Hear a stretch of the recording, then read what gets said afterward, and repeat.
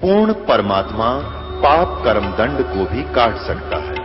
अभी तक जिस भी संत व महापुरुष से मिले, उन्होंने यही बताया कि पाप कर्म फल भोगने से ही समाप्त होगा।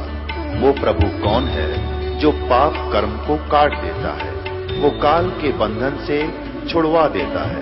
उसका क्या नाम है, पूजा की विधि क्या है?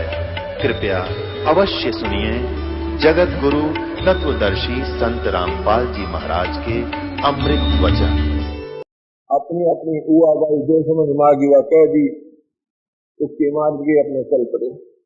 लेकिन कबीर साहब के ज्ञान के सामने ये सभी ज्ञान आपको बिल्कुल ऐसा लगेगा जैसे कहते हैं तारा मंडल बैठ के, तारा मंडल बैठ के यो चांद बड़ाई खावे, उदया जब सूरज कहा स्यों तारा छिप जावे। रात्रि के समय सितारे चमकते हैं, तो उन तारों में चंद्रमा जब आ जाता है उसकी शोभा निराली बन जाती है, तारे फीके पड़ जाते हैं। और जब सूर्य का उदय होता है उस समय वो चांद दिखाई भी ना देता।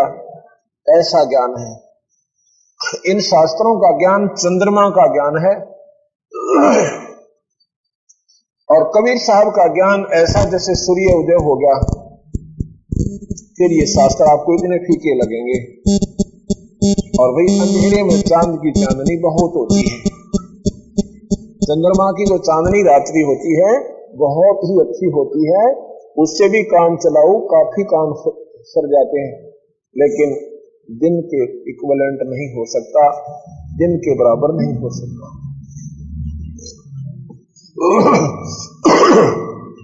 अब मैं आपको, क्योंकि इस 6-7 दिन का जो समागम है ये बिल्कुल प्यार से और बिल्कुल न्यारे न्यारे वर्णन देने का होता है, और इसका यही लाभ है कि जो भक्तात्मा जिनके परमात्मा की जिन पर कृपा होगी वो यहाँ सुनने आए हैं, और इन सुनेंगे तो ये बात आपके हृदय में समाएगी।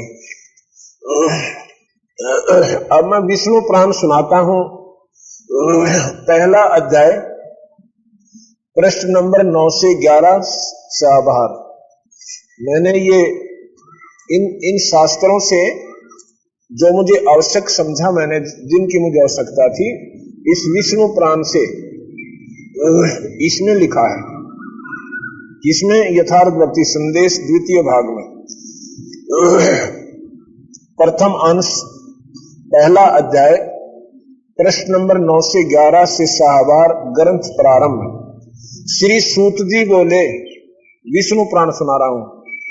नित्य कर्मों से निर्वृत्त हुए मुनिवर पाराशर जी को प्रणाम करके एवं उनके चरण स्पर्श करके मैत्रेय जी ने पूछा, हे गुरुदेव, मैंने वेद वेदांग और धर्म शास्त्रों का आपसे ही कर्मश अध्ययन किया है। हे मुनि श्रेष्ठ, अब मैं आपके मुखारविंद से सुनना चाहता हूं कि ये जगत किस प्रकार उत्पन्न हुआ, ये सृष्टि कैसे उत्पन्न हुई, ये सुनना जान से। अब इसमें क्या सुनोगे आप कि ये जो शास्त्र बताएंगे ये reconstruction of the world, reconstruction यानी महाप्रलय करता है ये निरंजन एक, उसके बाद जो स्थिति होती है वहां तक का ज्ञान है। इस निरंजन की भी उत्पत्ति का इसमें ज्ञान ढंग से नहीं है। वो कबीर साहब का शास्त्र आपको होता है, लेकिन यहां तक तो सुनो। इसमें क्या बताते हैं, और आगे भी कल्प के आरंभ में कैसे होगा। एक कल्प बहुत लंबा चौड़ा पीरियड होता है, वो बताएंगे आपको।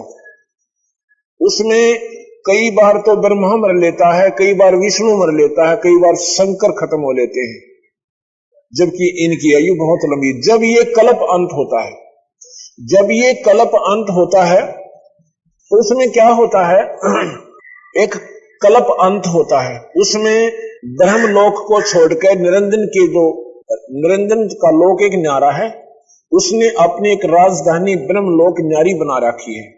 उस ब्रह्मलोक के अंदर ये निरंजन ये ज्योत निरंजन, ये काल भगवान 3 रूपों में रहता है, महाविष्णु और महालक्ष्मी, महाब्रह्मा और महासावित्री, और महादेव यानी शंकर और महापार्वती।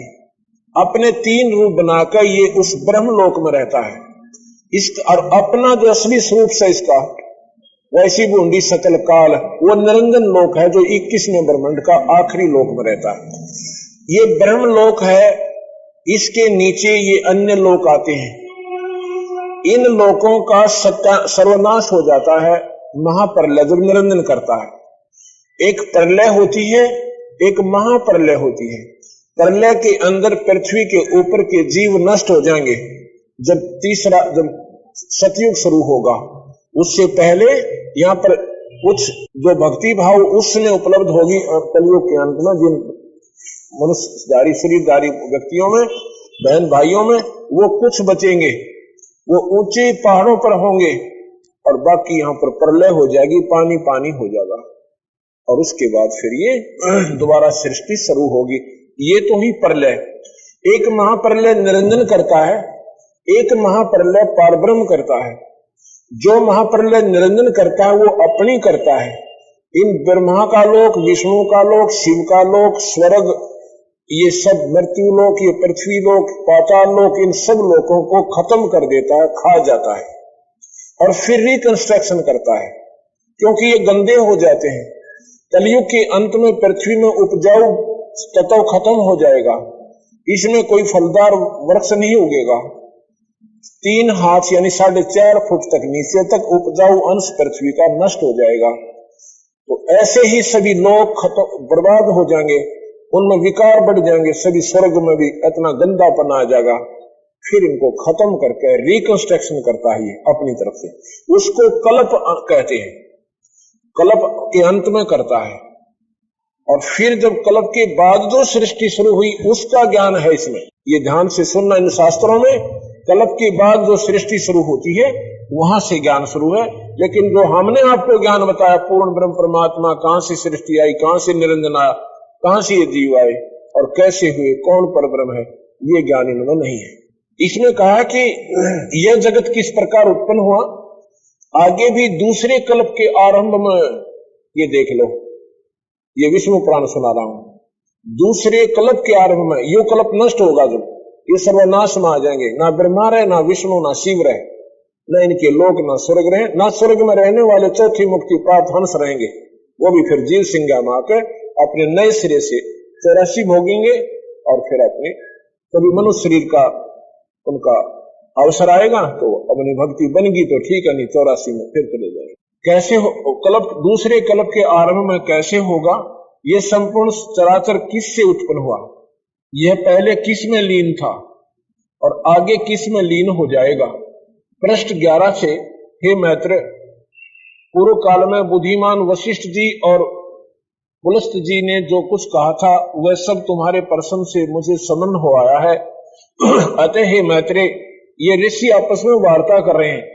एक मैत्रेय है और पूछ रहे पाराशर से, यानी ऐसे ऐसे तुम्हारे प्रश्न से मैं उस महत्वपूर्ण पुराण संहिता को तुम्हें सुनाता हूं, तुम उसे भली प्रकार ध्यान से सुनो। यह जगत विष्णु से उत्पन्न हुआ, उसी में स्थित है, वे ही इसकी सृष्टि, स्थिति और लय के करता है।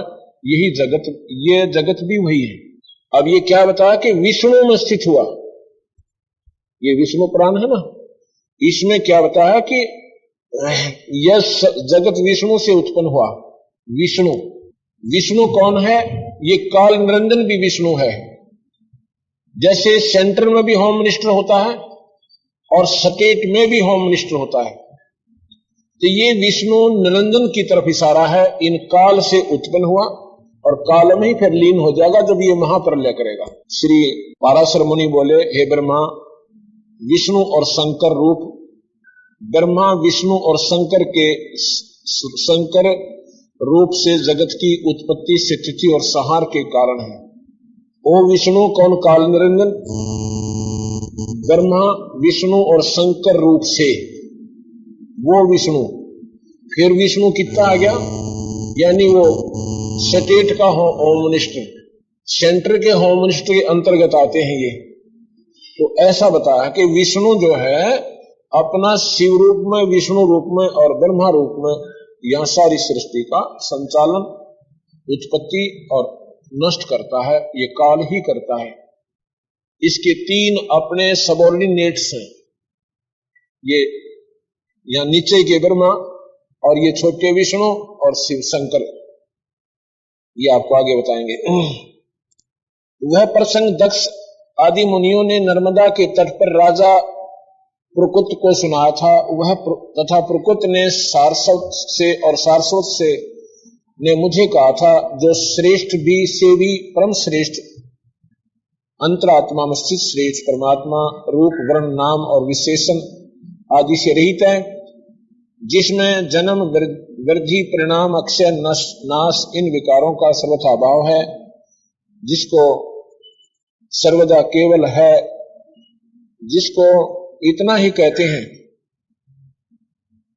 जिनके लिए यह प्रसिद्ध है कि वे सर्वत्र हैं, उनमें समस्त विश्व बसा हुआ है। इसलिए हे विद्वान जिसको वासुदेव कहते हैं, वही नित्य अजन्मा अक्षय अवयव एक रूप है और हे गुणों के अभाव से कारण निर्मल ब्रह्म है। वही इन सब व्यक्त कार्य और अव्यक्त कारण जगत के रूप तथा उसके साक्षी पुरुष महाकारण काल के रूप से स्थित है। अब देखो, इस निरंजन की महिमा गाई गई है विष्णु पुराण में, उसको विष्णु कह करके। इसमें कहते हैं कि वही जो है, यही साक्षी पुरुष और महाकारण काल के रूप में स्थित है।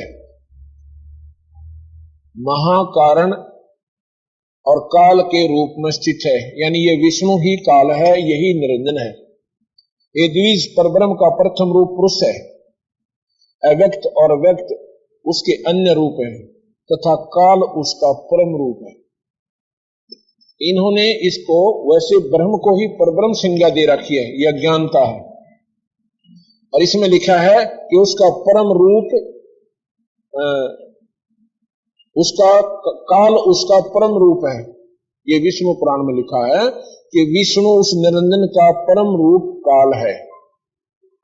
परम रूप माने श्रेष्ठ रूप, उसका परम रूप काल है।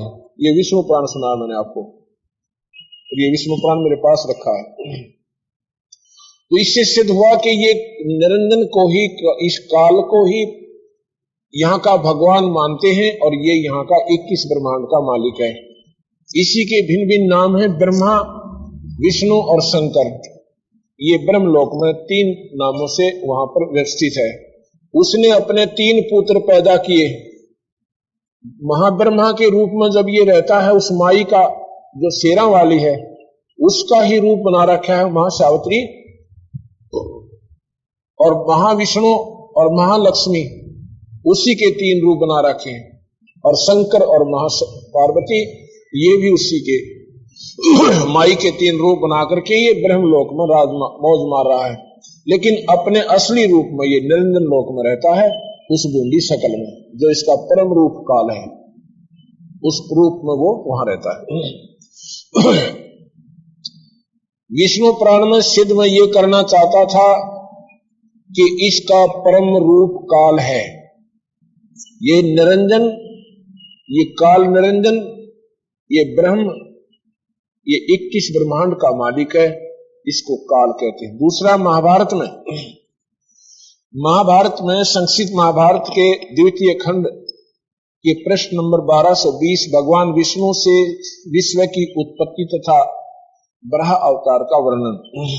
राजा युधिष्ठिर ने पूछा कि पितामह कमल नयन भगवान विष्णु अविनाशी समस्त जीवों के उत्पत्ति और प्रलय के स्थान अजय और व्यापक हैं। हे नारायण, हे हर्षिकेश, गोविंद और केशव इन नामों से भी विख्यात हैं। मैं उनके स्वरूप का वास्तविक विवेचन सुनना चाहता हूं। भीष्म जी बोले, राजन, युधिष्ठिर भीष्म जी से पूछ रहे हैं अपने भीष्म पितामह से तो विषम जी बता रहे हैं कि राजन, मैंने ये प्रसंग जमदग्नाग्नि जो महाराज जो है ना ऋषि, जमदग्नि नंदन भगवान परशुराम, जमदग्नि एक ऋषि हैं, उनके पुत्र हुए हैं ये परशुराम। कहते हैं कि मैंने ये प्रसंग जमदग्नि नंदन भगवान परशुराम, देवऋषि नारद और व्यास के मुख से सुना है। महर्षि अस्ति, देवल, वाल्मीकि और मार्कंडे भी इस अद्भुत रहस्य का वर्णन किया करते हैं। भगवान विष्णु सबके ईश्वर हैं और नित्य हैं। वे पुरुष एवं विराट आदि अनेकों नामों से प्रसिद्ध हैं, सर्वव्यापक हैं। लोक में ब्रह्मवेता पुरुष उन भगवान के जिन चरित्रों को जानते हैं तथा पुराण वेता जिनका निरूपण करते हैं, वह सब मैं तुमको सुनाता हूं। ये पुरुषोत्तम संपूर्ण भूतों की आत्मा है। उन्होंने अपने संकल्प द्वारा आकाश, वायु, अग्नि, जल और पृथ्वी इन पांचों भूतों की रचना की है। उन सर्वभूतेश्वर भगवान विष्णु ने पृथ्वी की रचना करके जल में शयन किया तथा अपने संपूर्ण तेज से संपन्न होकर उन्होंने मन से ही समस्त भूतों से अग्रज भगवान शंकर को उत्पन्न किया। अब सुन लो, इसमें विष्णु पुराण में क्या कहा है कि भगवान विष्णु ने शंकर की उत्पत्ति की। शंकर, इससे सिद्ध हो क्या कि शंकर विष्णु जी ने शंकर को उत्पन्न किया। मैं यही सुनाना चाहता था। ये महाभारत में भी यही है, क्योंकि इसका लेखक एक ही है, ये ध्यान रखना। कोई न सोचे विष्णु पुराण में और महाभारत में लेखक एक ही है और वही बता रहा है। भगवान शंकर ही समस्त भूतों के आधार हैं तथा भूत भविष्य सभी प्राणियों को धारण करते हैं। इसके बाद उनकी नाभि से एक सूर्य के समान तेजों में कमल प्रकट हुआ। उससे संपूर्ण भूतों के पितामह भगवान ब्रह्मा प्रकट हुए। अब ध्यान से सुन लेना, ये क्या बता रहे हैं कि विष्णु से ब्रह्मा और शंकर दोनों उत्पन्न हो गए। ये महाभारत और विष्णु पुराण आपको ये ज्ञान दे रहा है।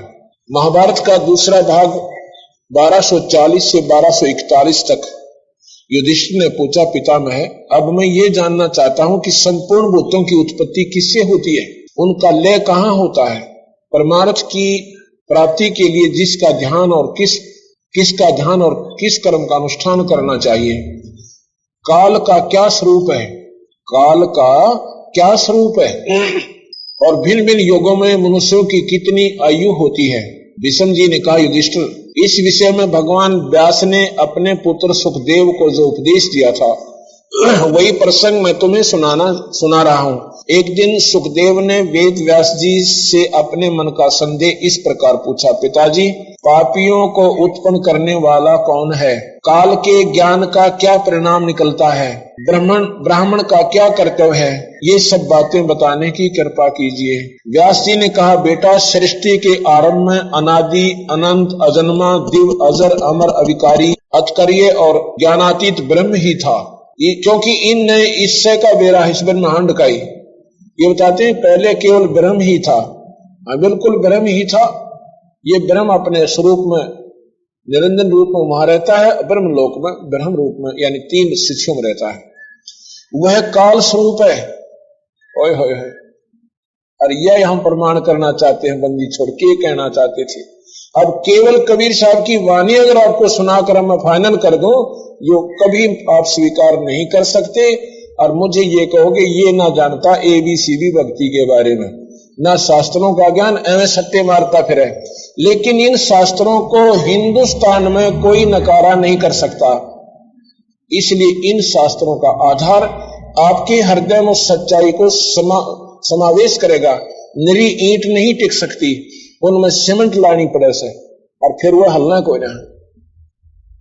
ऐसे ये जो शास्त्रों के बीच में जो सीमेंट दे रहा हूं ना, ये कबीर साहब के ज्ञान को ये मजबूत बना देंगे। व्यास जी कहते हैं, बेटा, सृष्टि के आरंभ में अनादि अनंत अजन्मा दिव्य अजर अमर अविकारी अव्यक्त ज्ञानातीत ब्रह्म ही था। वह काल स्वरूप है, ये काल है। और काल के कला कष्टा आदि जितने भी भेद हैं ये सब उसी के अवयव हैं। महर्षियों ने 15 निमेष की एक काष्ठा, 30 काष्ठा की एक कला, 30 कला का 3 काष्ठा और एक मुहूर्त तथा 30 मुहूर्त का एक दिन रात माना है। 30 दिन रात का एक मास 12 मास का वर्ष होता है। एक वर्ष में 2 आयन होते हैं।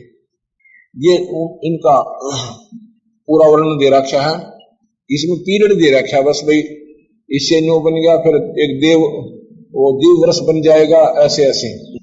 इस प्रकार इन्होंने बताया है कि सतयुग, इस प्रकार देवताओं के 12,000 वर्षों का एक चतुर्युग होता है और एक 1000 चतुर्युग बीतने पर ब्रह्मा का एक दिन पूरा होता है। इतने ही युगों की उनकी रात्रि होती है। भगवान ब्रह्मा अपने दिन के आरंभ में संसार की सृष्टि करते हैं और रात में जब प्रलय का समय होता है उन सबको अपने में लीन करके योग निद्रा का आश्रय लेकर के सो जाते हैं। फिर प्रलय का अंत होने पर, रात बीतने पर वे जाग उठते हैं और इस प्रकार 1000 चतुर्युग को जो ब्रह्मा का एक दिन बताया गया और इतनी ही बड़ी उनकी रात्रि बतलाई गई। उसको जो भी लोग ठीक समझते हैं वे ही काल के तत्व को जान लेने वाले हैं। रात्रि समाप्त होने पर जागृत हुए ब्रह्मा जी पहले महतत्व को उत्पन्न करते हैं। इस प्रकार से स्थूल जगत को धारण करने वाले मन की उत्पत्ति होती है। महाभारत के दूसरे में लिखा है ये समाप्त हुआ। श्री भागवत सुधा सागर के 3 स्कंद में के 8वें अध्याय के शेषाभार ब्रह्मा की उत्पत्ति। सृष्टि के पूर्व में संपूर्ण विश्व जल में डूबा हुआ था। एक समय एकमात्र श्री नारायण देव शेष शैया पर पौड़े यानी सोए हुए थे। वे अपनी ज्ञान शक्तियों को अक्षुण रखते हुए और योग निद्रा का आश्रय ले अपने नेत्र मूंदे हुए थे। सृष्टि के कर्म से अवकाश लेकर, अब ये कौन? शेष शैया पर नारायण, नार जमाम आयन। नारायण का क्या मतलब होता है? नार माने पानी, आयन माने निवास करने वाला। जो पानी में निवास करने वाला उसको नारायण कहा है।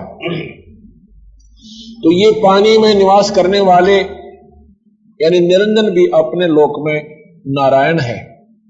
आपको बता रहा हूं कि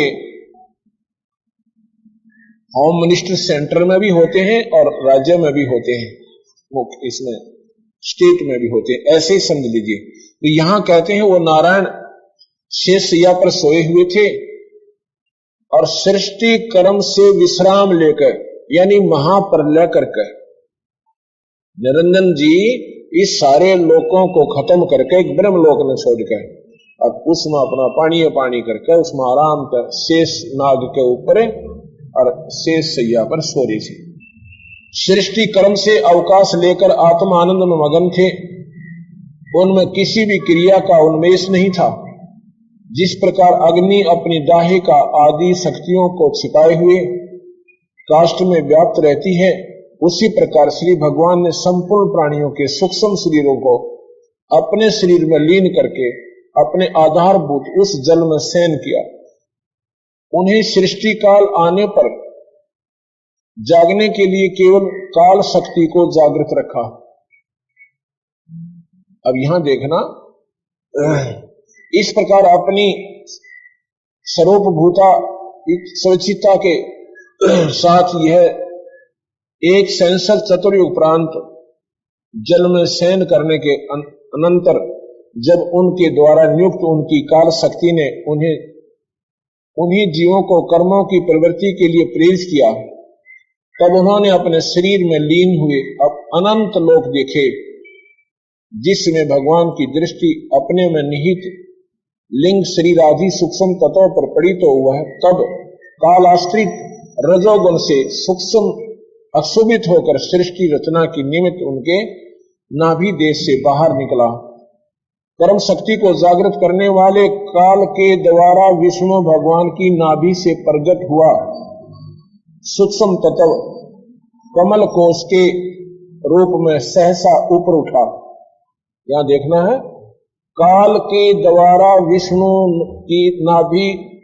भगवान की नाभि से, आप देखो ना, भगवान विष्णु की नाभि से एक कमल दिखाया जाता है, उसमें ब्रह्मा ऊपर बैठा दिखे। और ये बता रहे हैं सुधा सागर में, श्री भागवत सुधा सागर, जिसको सुख सागर भी कहते हैं, उससे सुना रहा हूं। तो काल के द्वारा विष्णु भगवान की नाभि से प्रकट हुआ, यानी काल ही सब कंट्रोलर है, वही सब खेल खेल रहा है। ये ब्रह्म है, 21 ब्रह्मांड का मालिक है, 1000 भुजा से युक्त है। इसकी शक्ति इन ब्रह्मा विष्णु में इससे कई गुना ज्यादा है, और इन सबको यही नाच नचा रहा है।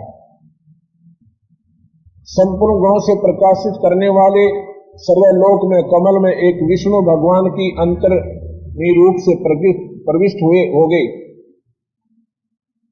उसमें से बिना पढ़ाए ही स्वयं संपूर्ण वेदों के जानने वाले साक्षात वेद मूर्ति ब्रह्मा जी प्रकट हुए, जिन्हें लोग शंभु भी कहते हैं।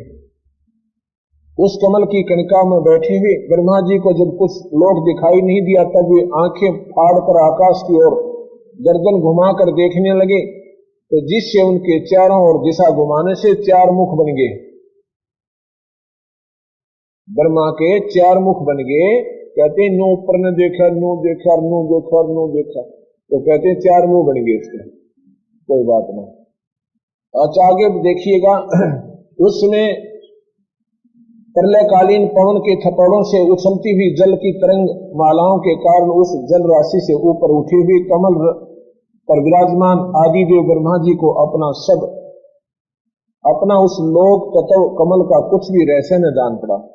अब मैं आपको शिव पुराण सुनाता हूं, ये ध्यान से सुनना, क्योंकि इस खुले समागम का यही एक विशेष लाभ हमारे को आपको प्राप्त होता है कि हम जो कहना चाहें आप तक पहुंचा सकते हैं। इनका क्योंकि ये बिल्कुल नया ज्ञान है, फ्रेश ज्ञान है, और दूसरे ज्ञान से बिल्कुल भिन्न है, इसलिए इसको स्वीकार करने वाले बहुत कम आत्माएं पाएंगी, और वो पाएंगे जिनके ऊपर कबीर भगवान पूर्ण परमात्मा की कृपा होगी।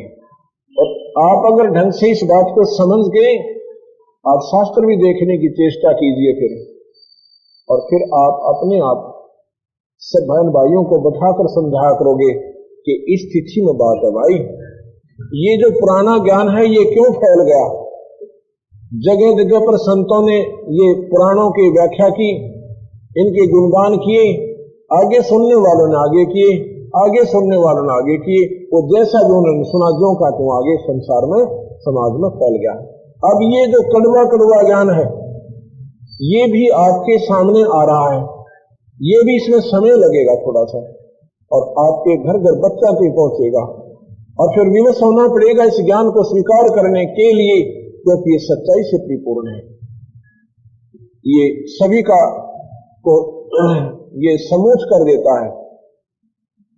इन्होंने तो अपने अपने लेवल में छोड़ दिया ज्ञान को, लेकिन इन कबीर साहब ने क्या किया, ये हाथी बना दिया, और हाथी बना के दिखा दिया कि हाथी ही है, ये सब मिला करके हाथी बना है।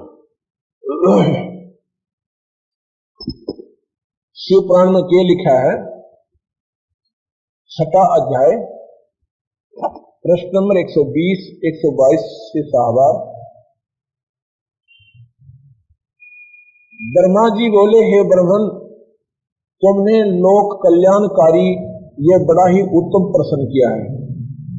महाप्रलय के समय से, निरंजन के द्वारा की गई महाप्रलय के समय से, यानी रिकंस्ट्रक्शन ऑफ द वर्ल्ड, संसार की दोबारा जो उत्पत्ति की गई है, वहां से इनके शास्त्र शुरू होते हैं। लेकिन जो मूल उत्पत्ति हुई है वो केवल कबीर साहब का शास्त्र ही आपको बता पाएगा। और सत्पुरुष के आदेश से तो वह प्रकृति बाहर आई थी और सेना आली बाहर निकाल दी थी जो निरंजन के पेट में थी। ये ध्यान से सुनना। और ये क्या कहते हैं कि उसने अपने शरीर से स्वच्छंद शरीर वाली कभी नाश ना होने वाली शक्ति प्रकट की। अब बात वहीं आएगी, लेकिन इन्होंने कंप्लीट ज्ञान नहीं है, अधूरा ज्ञान है। और सच्चा इस ज्यों की तो कबीर साहब की वाणी बिल्कुल सत्य है कि वो वही प्रधान प्रकृति, वही गुणवती माया, वही विकास से रहित बुद्धि तत्वों की जननी माता कहलाई। वह शक्ति अंबिका प्रकृति संपूर्ण लोकों की ईश्वरी त्रिदेव की माता। ये सुन लो ध्यान से, ये मैं आपको विश्व शिव पुराण सुना रहा हूं। शिव पुराण के कह रहा है कि यही माता सेना वाली, इसको प्रकृति देवी जगदंबिका और प्रधान प्रकृति माया, अष्टंगी, अंबिका और ये तीनों देवताओं की माता है। ये क्या शिव पुराण किसी ने पढ़ा नहीं होगा? खूब पढ़ा, लेकिन जो कबीर साहब का ज्ञान ना होने से कड़ी जुड़ी को ना उन पे, इसलिए यह बात नो की नो छोड़ दी और अपना ढूंढे ठाए गए। भगवान शिव की कथाएं सुना दी, उनकी लीलाएं सुना दी, और नो ना बताया कि इनकी मां कोई और से, या तीनों देवताओं की माता। या किसके पास थी? इस सदाशिव यानी काल निरंजन, ये सदाशिव है। शिव माने शक्ति, सदा जो शक्ति है, शक्ति माने राम। राम जो है ये सदा राम कहो, यानी इनका अनाद सनातन भगवान कहो, ये सदा शिव कहो, ये काल निरंजन तीन रूपों में ब्रह्मलोक में रहता है। तीन देवों की माता नित्य और मूल कारण कही गई है, जिसकी 8 भुजाएं हैं और जो विचित्र मुख वाली सुप्रभा है। सदाशिव ने उस शक्ति को साथ लेकर अपनी पत्नी के रूप में स्वीकार करके इस शेरा वाली को साथ लेकर शिवलोक नामक अक्षेत्र की रचना की। उसी उत्तम अक्षेत्र को काशी कहते हैं। ये स्वर्गलोक में काशी है, उसका यहां एक डुप्लीकेट काशी यहां नाम दे रखा है। उसी उत्तम क्षेत्र को काशी कहते हैं, जो परम मोक्ष को देने वाली और सर्वप्रिय है। उस क्षेत्र में परमानंद शिव पार्वती सहित निवास करते हैं। ये काल निरंजन महाशिव और महापार्वती के रूप में उस निरंजन लोक अपने ब्रह्म लोक में रहता है। उसने उसी लोक में एक न्यारा जैसे स्थिति बना रखी है, एक न्यारा महाविष्णु लोक बना रखा है, एक महाब्रह्मा लोक बना रखा है, एक न्यारा महाशिव लोक बना रखा है। शिव पार्वती सहित निवास करते हैं। हे मुने, प्रलय काल में भी वह क्षेत्र शिव पार्वती से रहित नहीं होता। प्रलय काल में ब्रह्मा विष्णु महेश मर जाते हैं और ये ध्रुव प्रहलाद जैसे चौथी मुक्ति प्राप्त भी समाप्त हो जाते हैं, लेकिन वो ब्रह्मलोक समाप्त नहीं होता। इसी से उसको अभिमुक्त कहते हैं। धनुषधारी शिव जी ने पहले इसमें एक आनंद वन बनाया। उस आनंद वन में शिव के रमण करते रहने पर शिवा और शिवा माने पार्वती, शिव माने ये काल निरंजन, इन दोनों का विलास करने से, वहां पर शयन करने से नारद जी उन्होंने किसी दूसरे पुरुष के निर्माण की इच्छा हुई, यानी फिर बच्चे पैदा करने की उत्पत्ति उनकी उमंग हुई, इच्छा हुई। उन्होंने सोचा कि हम इसका भार किसी दूसरे पर देकर शांति से काशी में केवल मौज मारा करेंगे। इस प्रकार निश्चय करके इसके दक्षिण के 10वें अंश में सुधारूप आवास का व्यापार किया, जिससे त्रिलोक में एक सुंदर पुरुष का आविर्भाव हुआ, जो शांत और सतोगुण से युक्त एवं गंभीरता से के सागर में के समान है। तब उस अजय पुरुष ने प्रकट होकर परमेश्वर शंभु को प्रणाम कर कहा कि हे स्वामी, मेरा नाम कहकर मेरे कर्मों को भी मुझे कहिए। यह सुनकर प्रभु शिवजी हंसकर बोले कि सर्वत्र व्यापक होने से जगत में तुम्हारा विष्णु नाम प्रसिद्ध होगा। और यहाँ के बता दिया कि उस विष्णु शिव जी थे विष्णु उत्पन्न हुआ, पर न्यो ना बेरा कौन से शिव जी थे? ये वो महाशिव, ये निरंजन से, और कैसे उस पत्नी के साथ, ये शिव पुराण बता रहा है।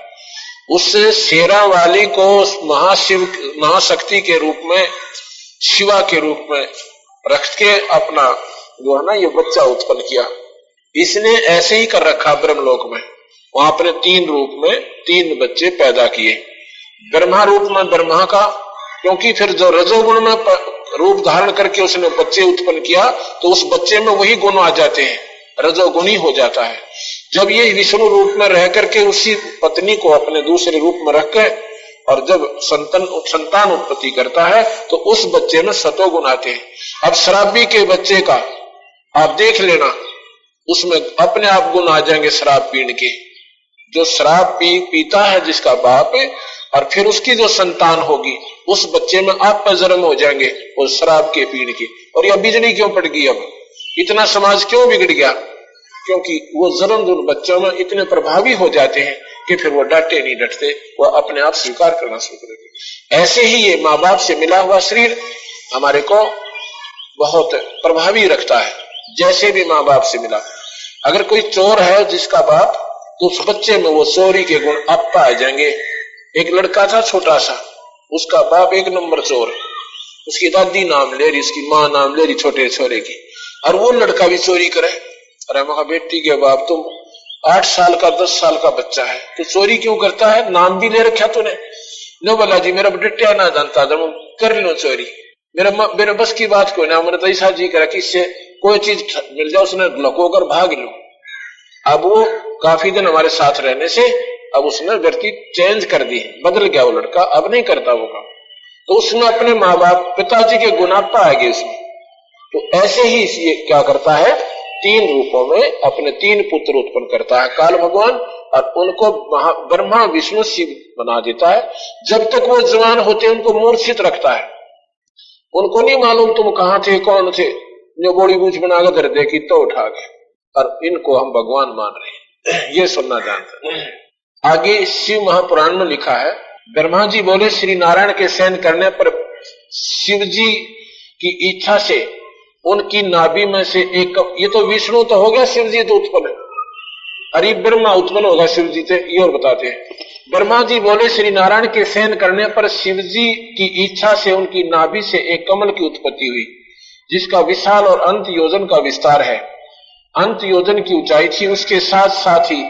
उसके साथ अर्थात पार्वती सहित शिव ने मुझे उत्पन्न किया। ब्रह्मा बता रहे हैं कि पार्वती और शिव के संपर्क से यानी ब्रह्मा का जन्म हुआ। कौन से शिव थे? इस काल निरंजन थे, मुझे उत्पन्न किया।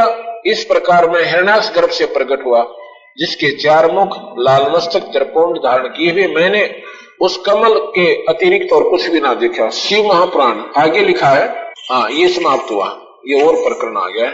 अब मैं आपको क्या सुना चाहता हूं। अब ये देवी भागवत महापुराण यह सारी पोल पाट देगी। ये कबीर साहब की कहानी को, कबीर साहब की यथार्थ मार्ग को सत्य करने के लिए इस चूने और सीमेंट का सामने सहयोग लेना पड़ रहा है, और इन शास्त्रों के सामने कोई नहीं बोल सकता, और फिर भी बोलता है तो वो फिर उसकी अपनी नासमझी है, अज्ञानता, महाअज्ञानता है।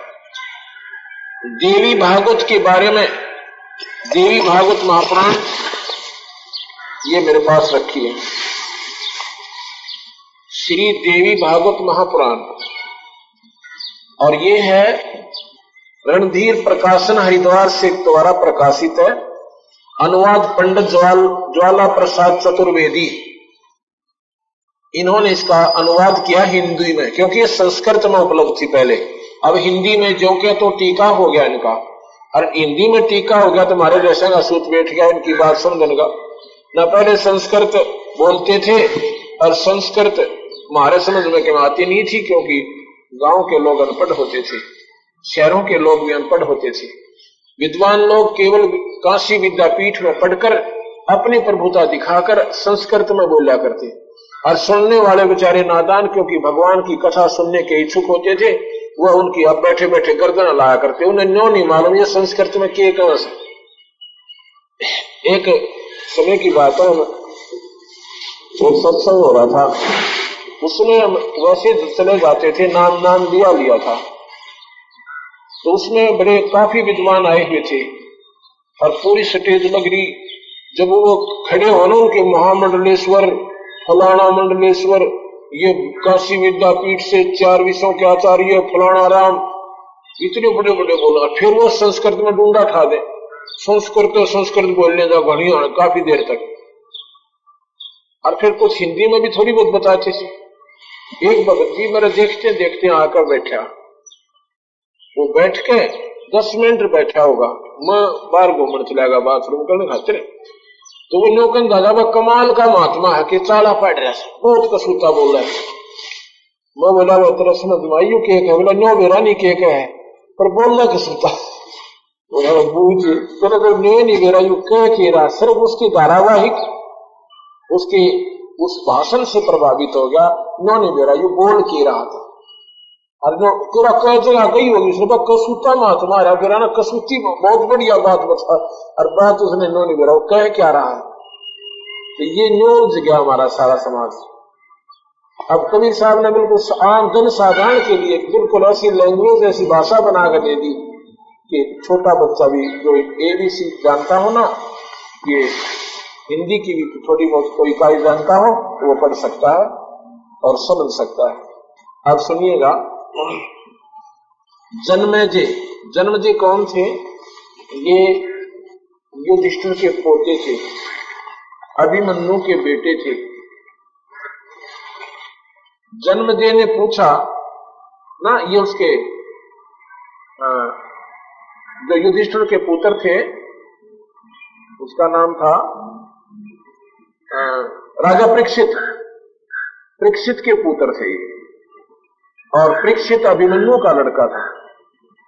तो जन्मेजय ने पूछा, भगवान आपने अंबा यज्ञ द्वारा देवी के आराधन करने की आज्ञा दी है, अतः वे कौन है, कैसे और कब प्रकट हुई? ब्रह्मन साथ ही विस्तार पूर्वक ब्रह्मांड की उत्पत्ति भी कहिए, क्योंकि भूदेव ब्रह्मांड के विषय में जो कुछ कहा गया है तथा वह जैसा जो है ये सभी बातें आप जानते हो। मैंने सुना है कि ब्रह्मा, विष्णु और रुद्र ये 3 सगुण देवता हैं। व्यास जी कहते हैं, राजन तुम्हारी बुद्धि बड़ी विशाल है।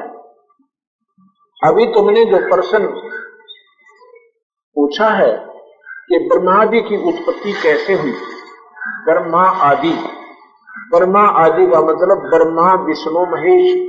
जैसे सनकादिक, सनक, सनंदन, सनातन, संत कुमार ये 4 भाई हैं, इनकी आयु 5 वर्ष, इनका जो शरीर की मैन्युफैक्चर 5 वर्ष के बालक जैसी बनी रहती है अपने पिता ब्रह्मा के आशीर्वाद से।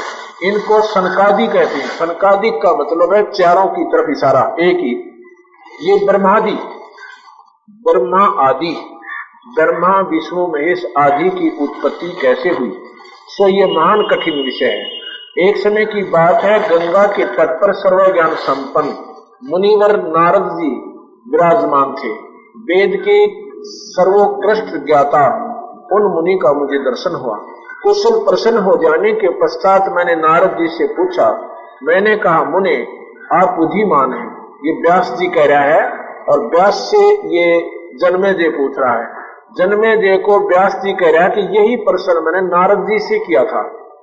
तो अब वो कह रहे हैं कि मैंने नारद जी से कहा कि मुने आप बुद्धिमान हैं, मुझे ये बताइए, बताने की कृपा कीजिए कि इस विस्तृत ब्रह्मांड की प्रधानकर्ता, विस्तृत ब्रह्मांड के प्रधानकर्ता कौन है?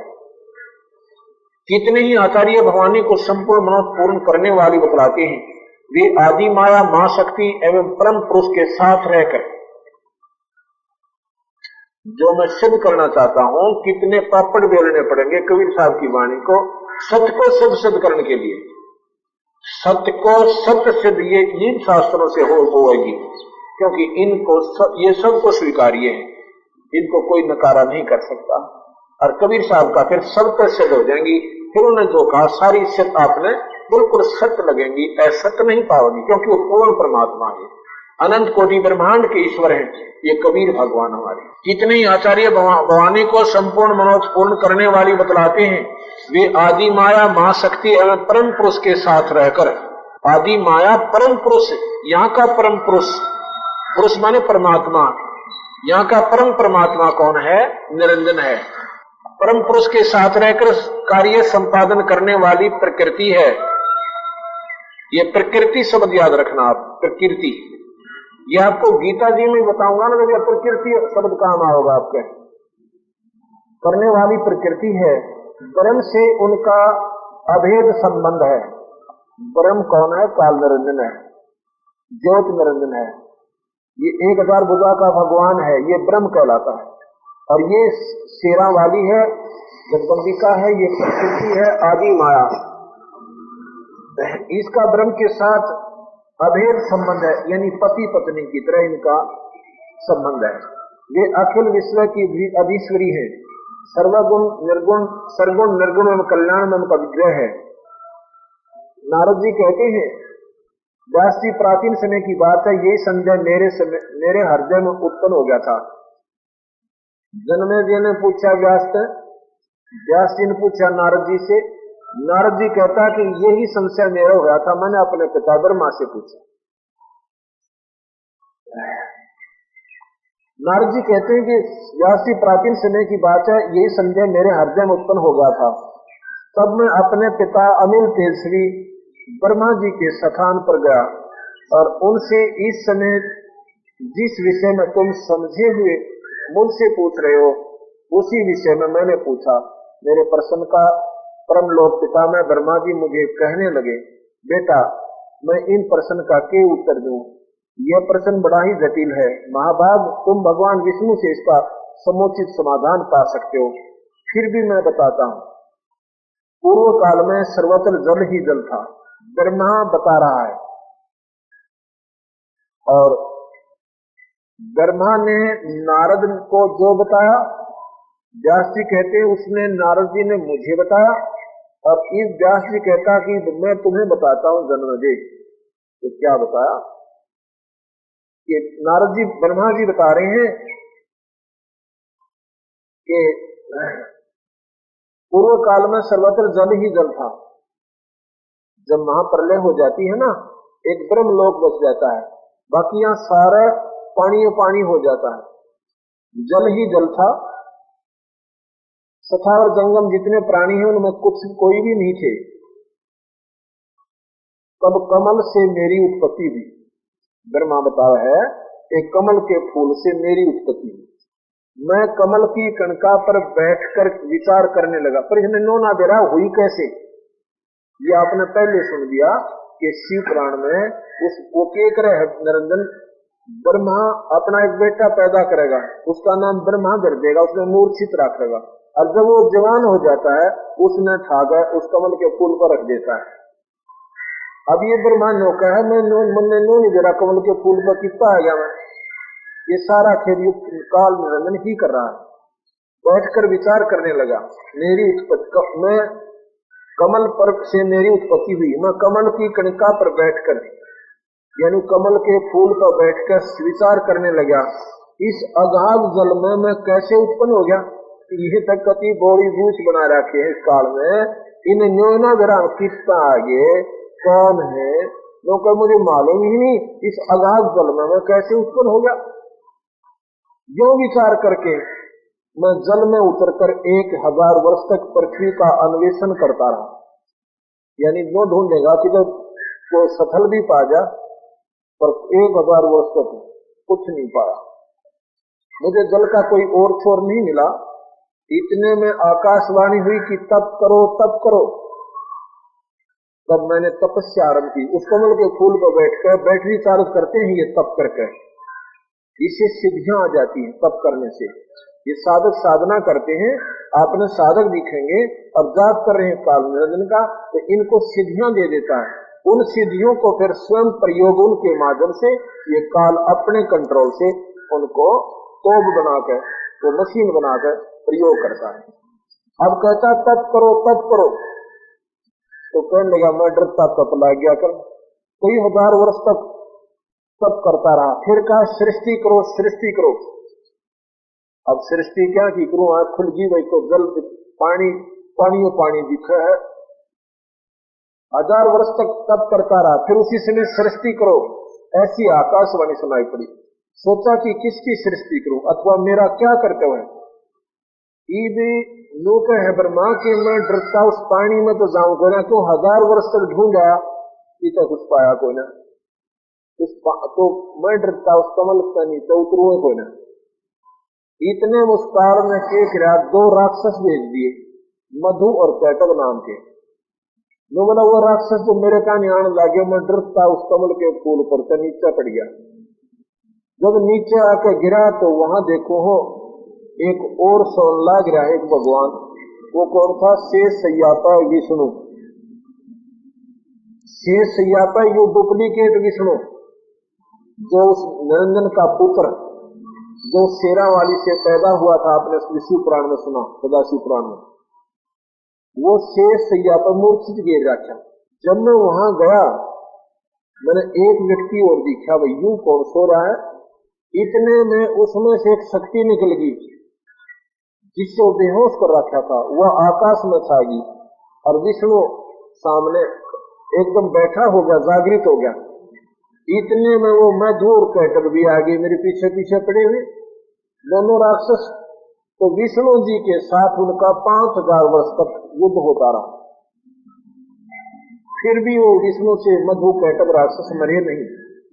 फिर वो जो ऊपर शक्ति थी वह शेरा वाली सुंदर लड़की के रूप में वह नीचे आई और उसने उस मधु कैटव की तरफ गंदी हरकतें शुरू की, जिससे वो उस लड़ाई तो भूल गए, उस माई का ना आकर्षित हो गए।